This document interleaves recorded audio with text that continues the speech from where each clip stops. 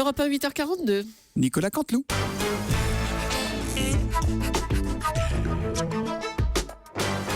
C'est presque de l'info. C'est la revue de presse de Nicolas Canteloup.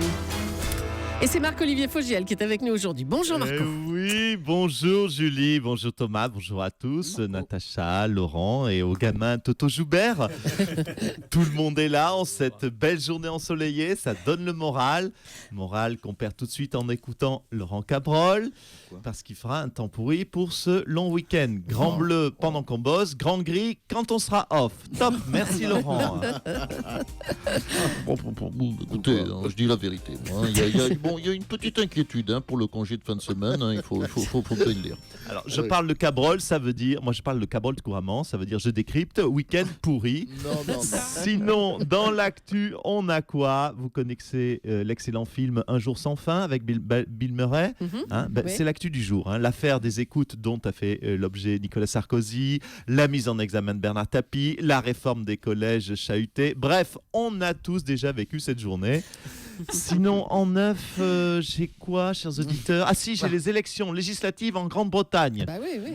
Voilà, les élections législatives. Déjà qu'on s'en fout chez nous, des législatives, alors en Grande-Bretagne, vous imaginez. Bon, allez, on va quand même réussir à faire des titres méchants. Allez, c'est parti. On vous écoute, Marc-Olivier. Sondage gênant. Hier, le Parisien révélait que 95% des jeunes ont eu leur premier rapport sexuel parce qu'ils en avaient envie, 83% parce qu'ils étaient amoureux et 79% parce qu'ils voulaient une bonne note de leur professeur libidineux. Oh non.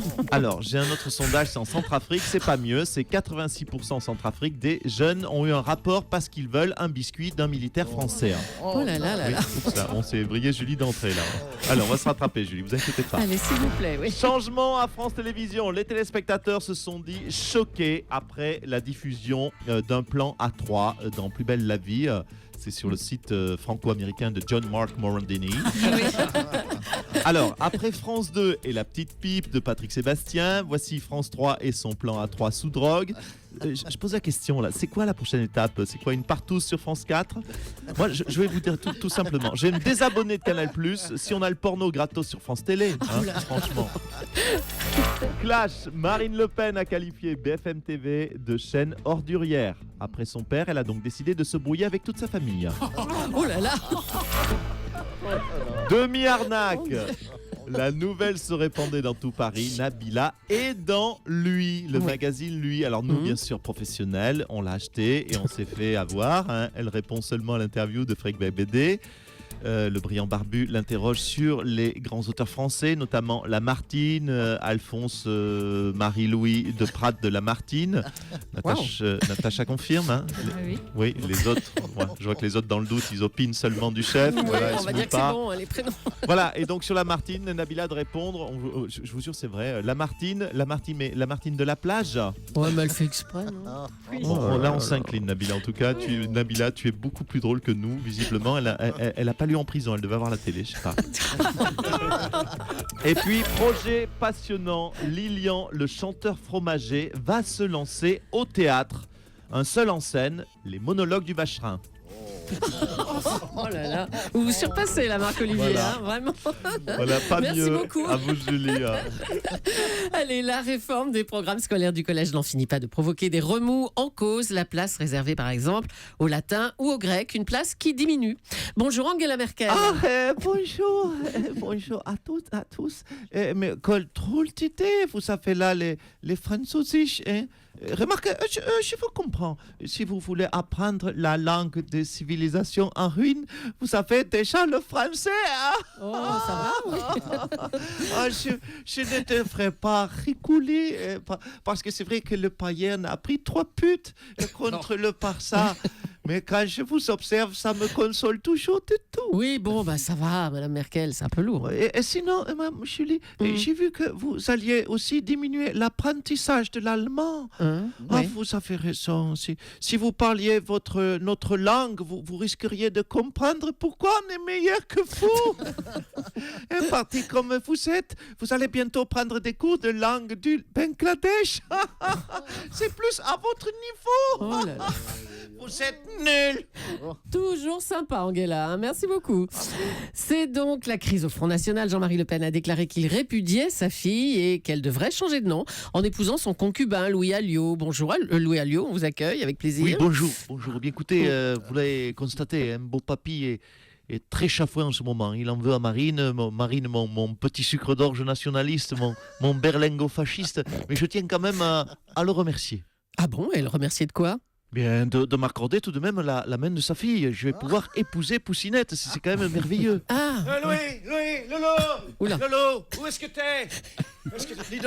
Dis donc, c'est quoi toutes ces plantes dans l'entrée là? Qu'est-ce que tu fous? T'as ouvert un jardiland ou quoi? Non, Poussinette, ce sont juste des fleurs. Je les ai achetées pour notre futur mariage. Non mais tu te fous de ma gueule ou quoi? Non mais t'as pété les plombs quoi? Je suis en train d'essayer de sauver le Front National de la crise et toi, t'achètes des roses blanches par wagon, tout... Non mais tout va bien, non mais qu'est-ce que tu fous là avec tes casseroles là? Je fais une pièce montée, Poussinette, avec une crème chantilly, du cuir à sao, des fraises, pour que Mais ce je soit rêve. bleu, blanc, rouge. Ça va être magnifique. Oh putain, c'est pas vrai. Notre mariage, Poussinette, je te le promets, sera délicieux et patriote, Oh putain, Regarde, j'ai déjà choisi ma robe. j'ai pété un Tu plat. mettras un beau costume, d'accord? J'ai pété un câble. Moi, j'ai toujours rêvé de ce mariage, et que ce soit vraiment un conte de fées. Tu penses que mon papy pourra venir? Parce que ce serait quand même formidable que toute la famille soit réconciliée pour la cérémonie. Putain! Non mais tu redescends sur terre, Loulou. J'ai pas l'intention de t'épouser pour changer de nom, tu comprends hein? Maintenant, si tu veux absolument faire une cérémonie, prépare plutôt un enterrement, hein, parce que je vais aller m'occuper du vieux, moi je te le dis tout de suite. oh là là. Va chercher ma batte de baseball, là. Elle est dans le tiroir à sextoy. Oui, fais quand même attention avec, Poussinette. Moi, je résiste bien au coup de batte, mais bon papy, je sais pas, il a quand même 86 ans. Hein. Donne-moi la batte Il a de pas l'habitude, baseball, lui. Oh là là. C'est effrayant. Elle était dans le tiroir avec Sextoy. Sextoy, je l'appelle. Enfin bon. Allez, on enchaîne. Un mot des élections législatives en Angleterre qui ont lieu aujourd'hui. Selon les derniers sondages, le parti conservateur de David Cameron devancerait légèrement le parti travailliste qu'on appelle Labour. Oh là, Juju, faut que je me rattrape. Hein. Ah. Non, ouais, c'est vrai. Non, mais à coup de pas, j'ai déconné avec la ministre Laurence Tartignol. Mais attendez, qu'est-ce qui se passe, Patrick Sébastien? Vous voulez nous parler des élections en Angleterre? Bah ouais, avec ma chanson, une petite pipe avant d'aller dormir, je vois bien que j'ai pas rempli mon rôle de service public. Du coup, j'ai fait ce que j'ai fait ce que je sais faire de mieux, quoi. J'ai fait une chanson sur les élections législatives, quoi. Oh là là, et elle s'appelle comment? On n'est pas conservateur, on laboure. Puis quand j'ai vu le nom de l'adversaire de David Cameron, je me suis dit, il y a une chanson, un texte à faire, là. Rappelle-moi son nom, l'adversaire de Cameron. Ah, là. c'est Ed Miliband. Oh c'est ça putain, c'est génial. J'adore. C'est pour toi, Laurence Chavignol. Allez, 3-4. La la la la la la la. Je suis travailliste, je laboure. Je suis pas conservateur. Nuit et jour, je laboure. Laboure, ok. Et pendant ce temps, la bonne nouvelle, c'est que Ed Miliband. Ouais. La la la la la la. Allez, tous avec moi. Laurence Aspignol, on y va. La la la la la la la la la. Et mon Toto, Soto. On est saltimbanque. Allez, Natache, on se voit poil. La la la la. Laboure, je laboure. C'est bon, Patrick Sébastien. Merci beaucoup. Merci. Vive le service public. Allez, pour terminer, une scène du feuilleton Plus belle la vie a choqué les téléspectateurs cette semaine. Des héros de la série prennent du poppers et font ensuite un plan à 3. Il va nous en parler dans son émission. C'est Jean-Marc Morandini. Oui, c'était trop beau, mais j'étais obligé d'arrêter mes vacances du coup. Ah bah voilà de retour. Aujourd'hui, ça va, Thomas. Aujourd'hui dans le grand bordel il allait bien le petit. Ouais, aujourd'hui dans le grand bordel des médias, de l'actu, du pain d'épices, des serviettes de plage, du badminton, de la sclérose en plaques, des couscoussiers en inox, de l'apnée au soleil, des pompes à pénis, des tourne-disques et de la santé. Nous reviendrons sur la nouvelle politique de France Télévisions. Alors, petite pipe chantée par Patrick Sébastien, plan à 3 et poppers dans Plus belle la vie. Jusqu'où le service public peut-il aller?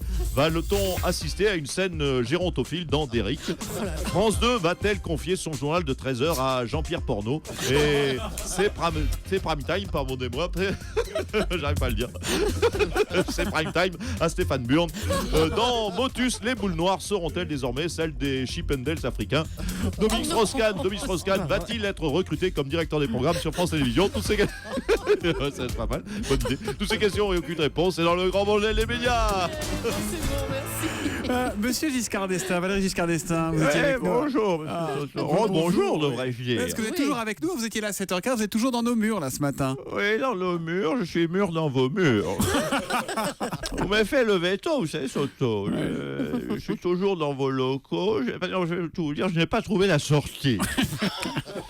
Je remarque qu'on a failli. Oui, vous voyez, vous avez failli vous étouffer à 8h32, Oui, Soto. c'est vrai. Alors moi, ça m'arrive souvent avec les biscuits secs. Ah, bon. Je sais pas si c'était votre cas, non? Non, c'était avec de l'eau, en fait, bêtement. mais- Les 3 chatons. C'est ça. Ah, elles sont bonnes. Aux fraises, vous les aimez aux fraises, monsieur Giscard d'Estaing? Abricots. Abricots. Bon, on va parler un peu politique. Vous voteriez pour qui aux législatives? Alors, vous, David Cameron ou Ed Miliband en Grande-Bretagne? Cameron, Écoutez, vous n'êtes pas sans savoir que les membres de la famille royale britannique doivent rester neutres. En tant qu'amant officiel et préféré de Lady Di et géniteur spermique du prince William, et donc de ce fait grand-père de la petite Charlotte, je ne peux pas m'exprimer.